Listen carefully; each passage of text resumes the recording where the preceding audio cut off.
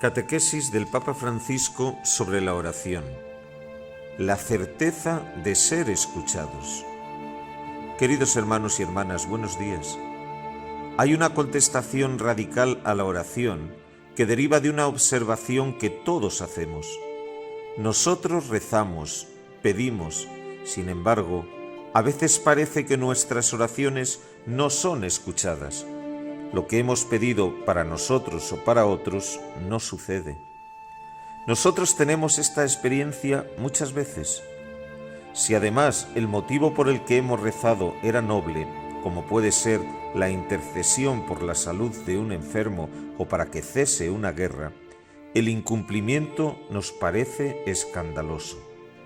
Por ejemplo, por las guerras. Nosotros estamos rezando para que terminen las guerras. Estas guerras en tantas partes del mundo, países que están en guerra desde hace años, países atormentados por las guerras. Nosotros rezamos y no terminan. Pero ¿cómo puede ser esto? Hay quien deja de orar porque piensa que su oración no es escuchada, nos dice el Catecismo de la Iglesia Católica. Pero si Dios es Padre, ¿por qué no nos escucha? Él que ha asegurado que da cosas buenas a los hijos que se lo piden, ¿por qué no responde a nuestras peticiones? Todos nosotros tenemos experiencia de esto. Hemos rezado por la enfermedad de este amigo, de este papá, de esta mamá, y después se han ido. Dios no nos ha escuchado. Es una experiencia de todos nosotros. El Catecismo nos ofrece una buena síntesis sobre la cuestión. Nos advierte del riesgo de no vivir una auténtica experiencia de fe, sino de transformar la relación con Dios en algo mágico. La oración no es una varita mágica, es un diálogo con el Señor. De hecho, cuando rezamos podemos caer en el riesgo de no ser nosotros quienes servimos a Dios, sino pretender que sea Él quien nos sirva a nosotros. He aquí pues una oración que siempre reclama, que quiere dirigir los sucesos sobre nuestro diseño, que no admite otros proyectos sino nuestros deseos. Jesús, sin embargo, tuvo una gran sabiduría poniendo en nuestros labios el Padre Nuestro. Es una oración solo de peticiones, como sabemos, pero las primeras que pronunciamos están todas del lado de Dios. Piden que se cumpla no nuestro proyecto, sino su voluntad en relación con el mundo. Mejor dejar hacer a Él. Sea santificado tu nombre, venga tu reino, hágase tu voluntad. Y el apóstol Pablo nos recuerda que nosotros no sabemos ni siquiera qué sea conveniente pedir. Nosotros pedimos por nuestras necesidades, las cosas que nosotros queremos. Pero ¿esto es más conveniente o no? Pablo nos dice, nosotros ni siquiera sabemos qué es conveniente pedir. Cuando rezamos debemos ser humildes. Esta es la primera actitud para ir a rezar. Así como está la costumbre en muchos lugares que para ir a rezar a la iglesia las mujeres se ponen el velo o se toma el agua bendita para empezar a rezar, así debemos decirnos antes de la oración, lo que sea más conveniente, que Dios me dé lo que sea más conveniente. Él sabe.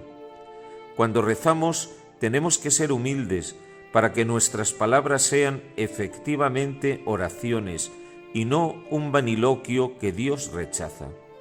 Se puede también rezar por motivos equivocados.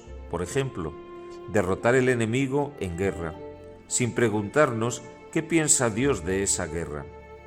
Es fácil escribir en un estandarte, Dios está con nosotros. Muchos están ansiosos por asegurar que Dios está con ellos, pero pocos se preocupan por verificar si ellos están efectivamente con Dios. En la oración, es Dios quien nos debe convertir. No somos nosotros los que debemos convertir a Dios. Es la humildad. Yo voy a rezar, pero tú, Señor, convierte mi corazón para que pida lo que es conveniente, pida lo que sea mejor para mi salud espiritual. Sin embargo, un escándalo permanece. Cuando los hombres rezan con corazón sincero, cuando piden bienes que corresponden al reino de Dios, cuando una madre reza por el hijo enfermo, ¿por qué a veces parece que Dios no escucha?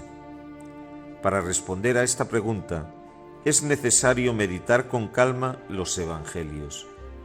Los pasajes de la vida de Jesús están llenos de oraciones. Muchas personas heridas en el cuerpo y en el espíritu le piden ser sanadas. Está quien le pide por un amigo que ya no camina. Hay padres y madres que le llevan hijos e hijas enfermos. Todas son oraciones impregnadas de sufrimiento. Es un coro inmenso que invoca: ten piedad de nosotros. Vemos que a veces la respuesta de Jesús es inmediata. Sin embargo, en otros casos, esta se difiere en el tiempo. Parece que Dios no responde. Pensemos en la mujer cananea que suplica a Jesús por la hija. Esta mujer debe insistir mucho tiempo para ser escuchada. Tiene también la humildad de escuchar una palabra de Jesús que parece un poco ofensiva. No tenemos que tirar el pan a los perros, a los perritos. Pero a esta mujer no le importa la humillación, le importa la salud de la hija. Y va adelante. Sí, también los perritos comen de lo que cae de la mesa. Y esto le gusta a Jesús, la valentía en la oración. O pensemos también en el paralítico llevado por sus 4 amigos. Inicialmente, Jesús perdona sus pecados y tan solo en un segundo momento los sana en el cuerpo. Por tanto, en alguna ocasión, la solución del drama no es inmediata. También en nuestra vida, cada uno de nosotros tiene esta experiencia. Tenemos un poco de memoria. ¿Cuántas veces hemos pedido una gracia, un milagro, digámoslo así, y no ha sucedido nada? Después, con el tiempo, las cosas se han arreglado, pero según el modo de Dios, el modo divino, no según lo que nosotros queríamos en ese momento. El tiempo de Dios no es nuestro tiempo. Desde este punto de vista, merece atención sobre todo la sanación de la hija de Jairo. Hay un padre que corre sin aliento, su hija está mal, y por este motivo pide la ayuda de Jesús.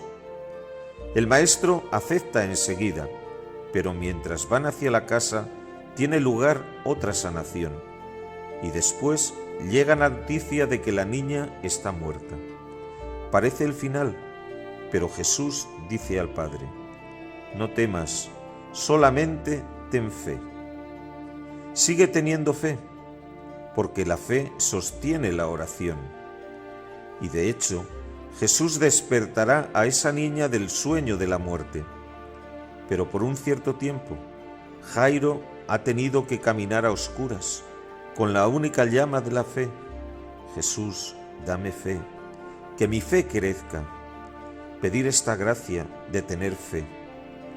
Jesús, en el Evangelio, dice que la fe mueve montañas, pero tener la fe en serio. Jesús, delante de la fe de sus pobres, de sus hombres, cae vencido, siente una ternura especial delante de esa fe y escucha. También la oración que Jesús dirige al Padre en el huerto de los Olivos, en Getsemaní, parece permanecer sin ser escuchada. Padre, si es posible, aleja de mí esto que me espera. Parece que el Padre no lo ha escuchado. El Hijo tendrá que beber hasta el fondo el cáliz de la pasión.